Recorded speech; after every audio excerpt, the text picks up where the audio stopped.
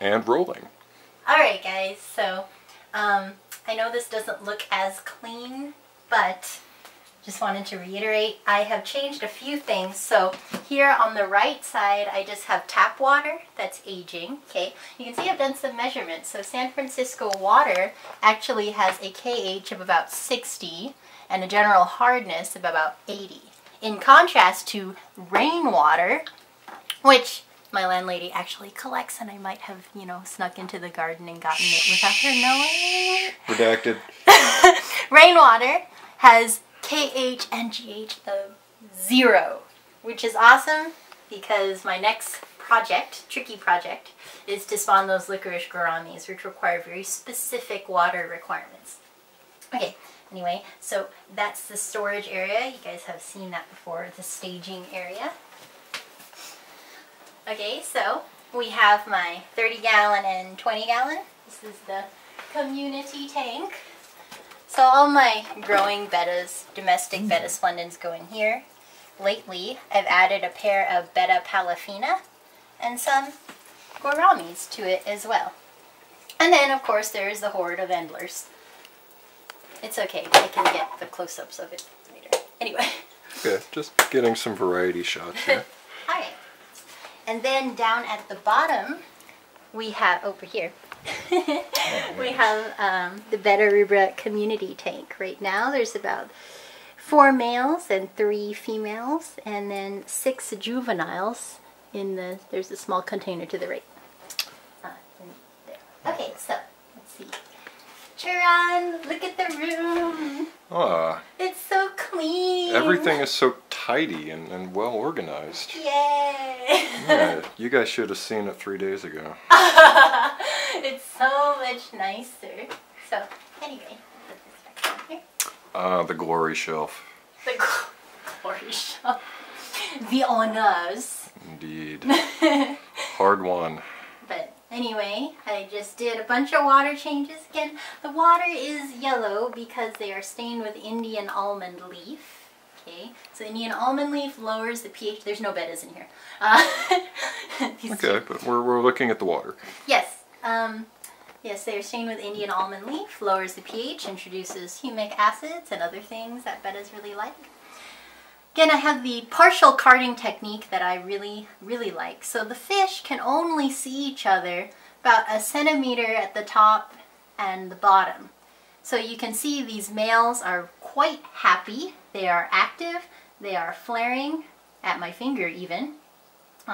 They are flaring. They are good weight. They're not obese. They're not thin. And all of them have bubble nests.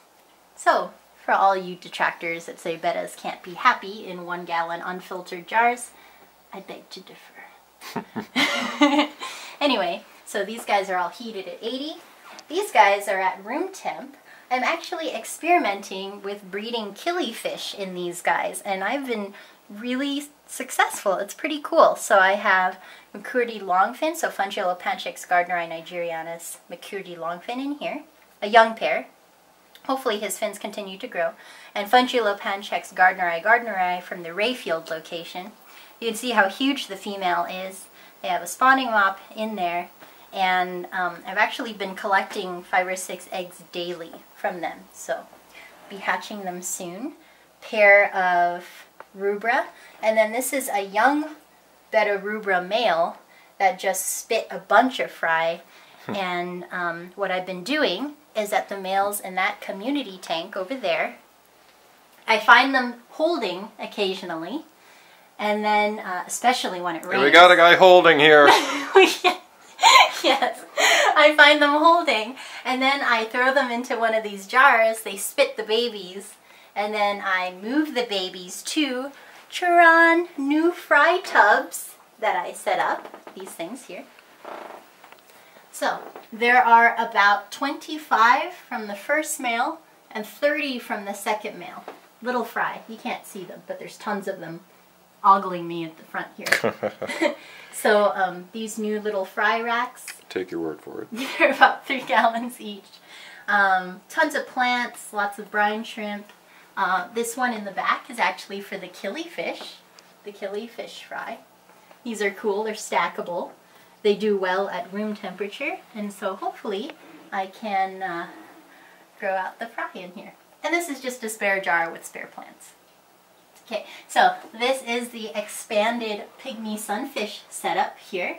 Okay, so I set up some pairs for spawning in these 1-gallon jars, and there's also a pair in here. Oh, actually, if you get down here, I don't know if you can, there's a male right in the center that's about to start dancing. How do you know he's about to start dancing? He's in his look, there in his territory. There he goes. Did you get him? Kinda. Kinda, yeah, I got him. Before he tucked himself back into the weeds here.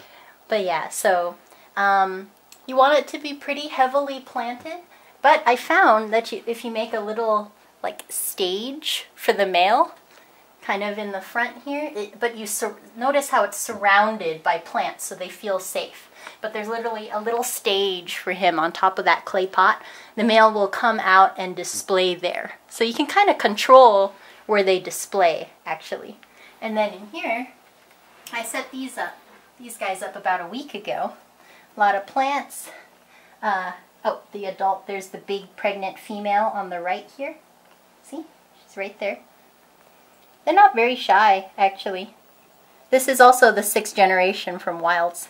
And there are tons of tiny, tiny fry in here. Itty bitty bitty fry.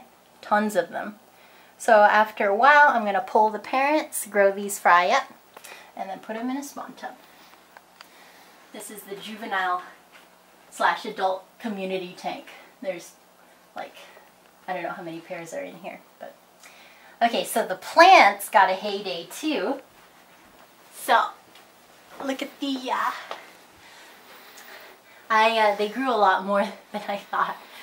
It's funny how plants grow when you're not looking at them. Funny how that works. Yeah. So this pothos again, this gigantic Say a watched pothos. plant never grows. Yeah, exactly. Some people try, I'm sure.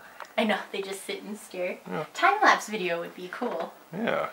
So this guy is starting to extend his reach to the 2nd window, actually, after exhausting its efforts up to the ceiling. He's building an expansion. I know, exactly. This guy with the increased photo period is starting to picture a lot more. This is just a baby plant here. This guy's gone insane. Sierra, Sundew. This guy I repotted into a pot that's twice as big. So this is Maxima, Nepenthes Maxima. Got some good sized pictures and looking for more. Okay, nice big leaves. This guy growing some Tillandsia stuck into my Hoyas.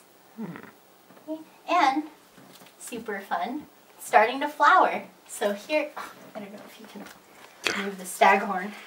There we go. See, look, with spring, they're actually about to start blooming again. So. Oh, look at that. Yeah, one here, one here. So an important thing with Hoyas, you see these bare old flower heads. Okay, I can't remember the name right now. Don't cut them off, even though they look ugly, because every successive flower is going to come out of that little nub. So definitely don't cut them off, or you're cutting off future flowers. Oh, and my brine shrimp hatcheries dishes are kind of hidden behind my other plants. Or, yeah, my plants and my fish. Okay, moving along. Would it help to turn on the light, or is it fine right now? Oh, it looks okay. Okay, so my blue Gularis Killifish is in here, but he's a little scared of the cameraman. Oh, wait, come on. Oh. Come on. There he is. Oh, there he is. Come on. He just doesn't like strangers. He just peeks out. There he is. He's warming up to me. Yeah, here we go. Yeah. So, anyway, I think... It's a little dark in there, but we can see him. Okay. He's very blue. Yeah. This guy's getting kind of old. I actually think he's blind in his right eye. But he's still my baby. Just his right eye? How do you know that?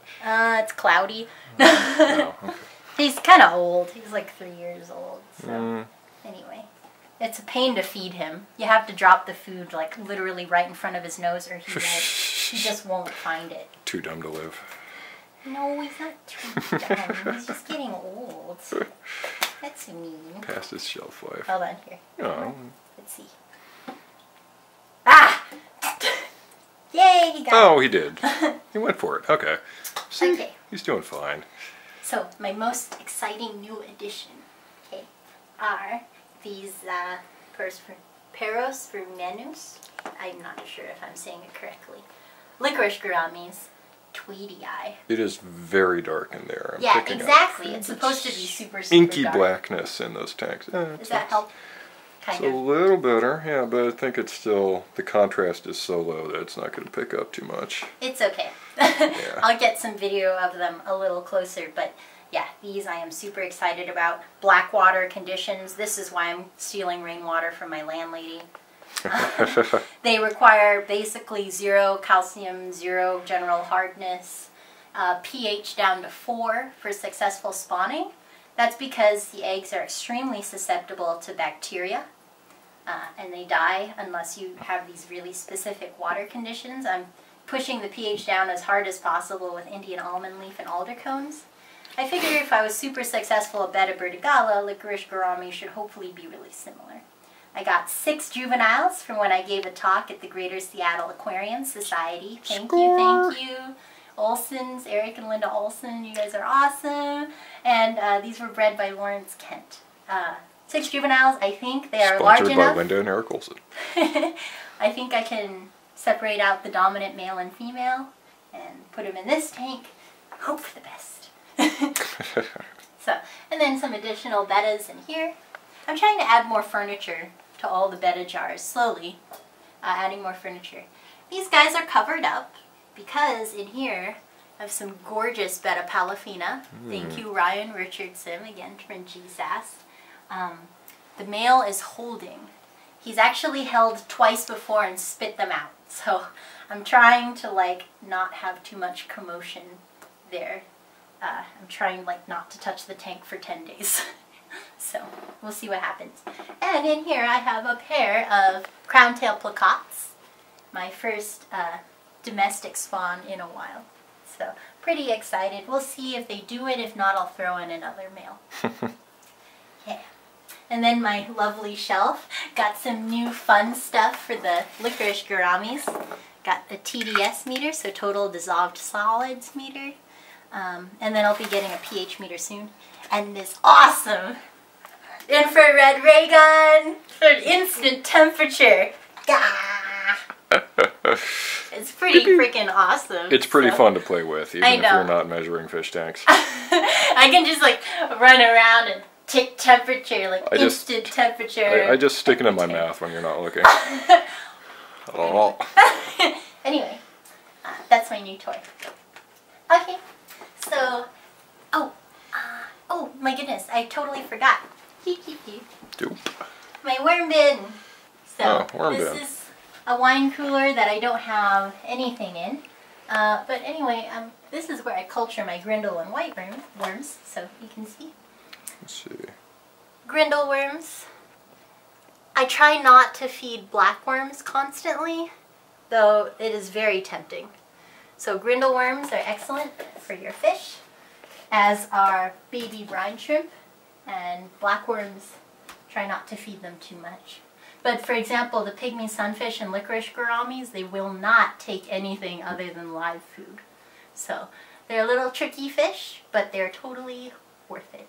So anyway, Michael and I are going to go to Stookies, a wonderful bar, for an important presentation. Yes, we're going to take in some culture of a different kind in a few moments. Yes. So anyway, thank you for coming and seeing my tiny little fish room in San Francisco, and I will give you more updates on these exciting new breeding projects. Yay! Yay! Oh, I forgot to hit record, darn it. Are you serious? No, you're... No.